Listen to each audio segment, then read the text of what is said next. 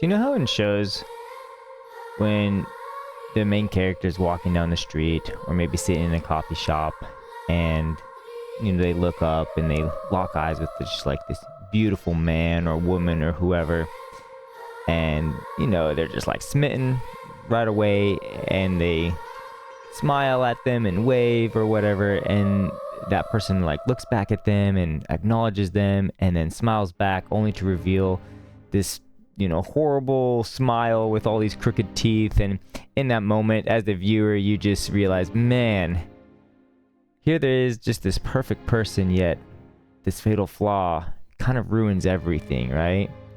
And in some ways, playing Mandragora kind of felt like that.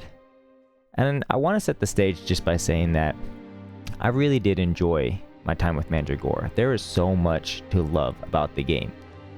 It has a gorgeous, amazing art style. This 2.5D watercolor, hand-painted art style is just gorgeous to look at. It has a really solid soundtrack. Really enjoyed the music. The gameplay loop is incredibly fun. The way they designed that core Metroidvania gameplay loop with Souls-inspired action combat. Even from like a character design perspective, they did a really good job, right? I loved the skill trees. I love the fact that you can multi-class. Just a lot of great things about the game. And in fact, I will even admit that I didn't really see myself playing this game, but I tried the demo and I enjoyed the demo. I played through all the way to the end of the demo, put the demo down, and the game still wasn't out, and I went back to playing one of my other games, and yet I just wanted to keep playing Mandragora. So I came back, I played the demo again, and then I played the demo a third time, each time trying a different character. All in all, I put something like 8 hours into the demo, and that says something about a game. When the demo can keep you coming back and hook you in that kind of way, the game really has something special. But flip side of that, there are some fatal flaws that I think really hurt the game.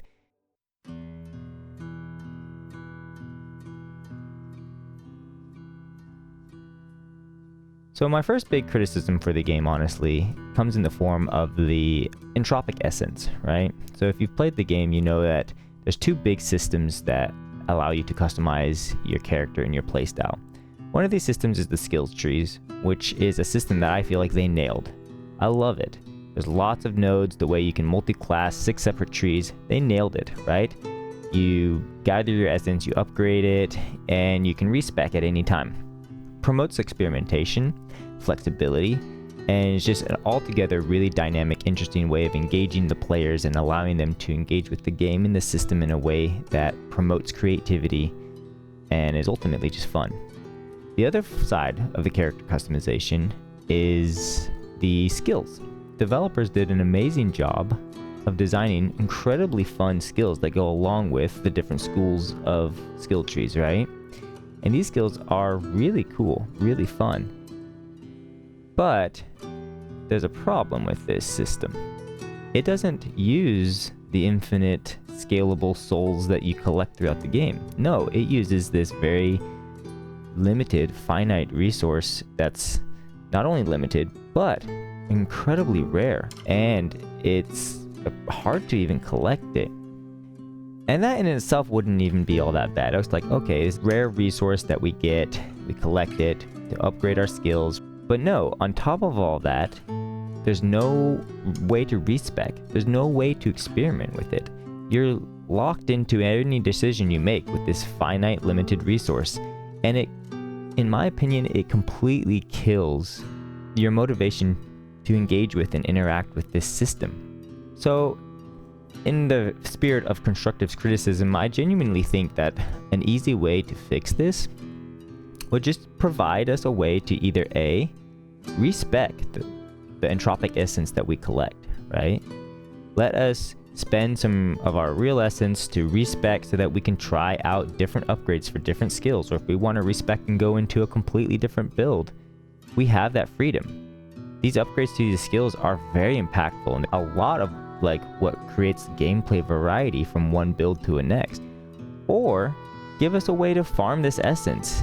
Make it so that all the enemies in that shadow section make it so that those enemies drop entropic essence rather than regular essence, so we can go in and farm entropic essence. But I think a combination of one or two of these ideas would just make this whole system, again, a very fun system that we want to engage with as players.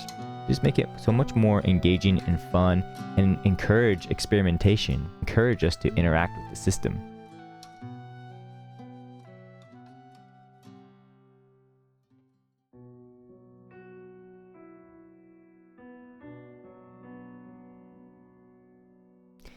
The other big system that I would say probably really needs refinement is the crafting system. Not in that it's bad, but mostly in just the way that it is balanced. Because I went through the entire game crafting a lot. And I mean a lot. I explored a lot, I crafted a lot, I really engaged with the system as much as I possibly could. But I found two issues with it. One, the experience you get from crafting stuff is so low that the only real way to really level up your craftsman is through the blueprints. And those blueprints give big chunks of XP.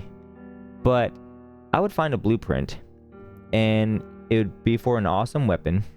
And instead of being able to craft that weapon, I would have to wait till I am like 2, 3, 4 hours later, further into the game. And I had to find more blueprints so I could get the XP to level up that blacksmith from say level 10 to level 12 so I could finally craft that weapon. Well, honestly, by that point, that weapon's no longer even an upgrade hardly, because I found other weapons, or I beat this other boss, or honestly, I just found another blueprint for another weapon that's even better. And it created this really like unsatisfying feedback loop of finding blueprints and unlocking the blueprints, seeing what they were, but still being so far away from being able to actually craft these and experience the fun of getting those upgrades. It's kind of a really big killjoy to find these awesome blueprints and just not be able to craft it.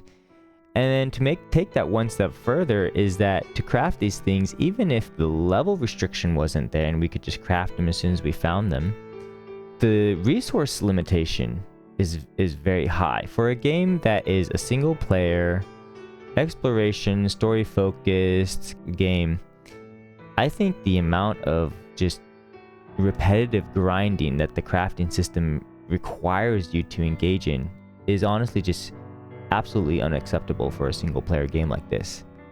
We want to play the game, we want to explore, we want to fight, we want to do the quests. And so this really restrictive system, I think, really hurt the game as well. And this is probably the other system that I think it's very easy to fix. Just makes it so that we gain more XP when we craft, so that we can level up these craftsmen faster and maybe reduce some of the crafting requirements. These systems in the game that are really important, and they add a lot to the game. They're kind of like core pillars of like the gameplay loop and the customization system. But they have these really kind of obtuse flaws that just discourage you from interacting with them and engaging with them. And they're ultimately systems that I feel like just need to be refined and tweaked. Again, I really just want to reiterate just how amazing I truly find the game.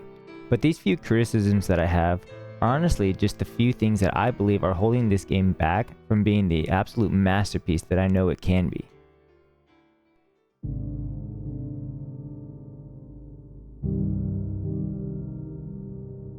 If you've made it this far into the video, I just want to start off by saying thank you so much for watching. I really do appreciate it.